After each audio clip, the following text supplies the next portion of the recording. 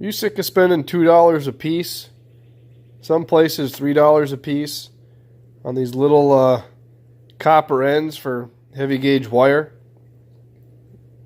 specifically for like wiring up trolling motors or attaching big battery cables to your car. Well, I'm going to show you a trick on how to make these for literally pennies on the dollar.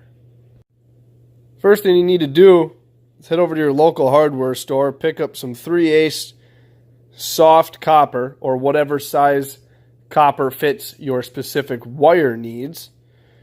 And you can pick this up at my local store. It's like $1.30 for a foot. Now think of how many of those little ends you can make with a foot of wire or copper pipe. First thing you're going to do is you're going to come over. I got a little bench vise here. You're going to put one end flat on there and hit it with a hammer until it looks like this. Flat on one end.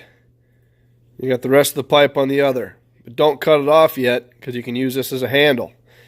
Now that end, you're going to take that with a file and round it until it looks like this. You don't have to round the edges if you don't want to, but it just helps to keep it as pretty as possible, even though they're not really the prettiest things to begin with, but you get the picture. Next step, you can take a 5/16" drill bit. You're going to drill a hole in the middle. I like to use a little piece of wood block, and you drill a hole. When you're done, it looks like this. Now after you get it to this point, you're going to take a saw.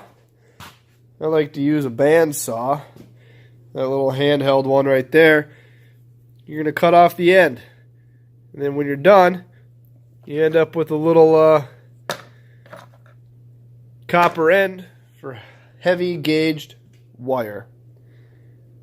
So, hopefully you enjoyed that little tip. As always, thanks for watching JDS Outdoors.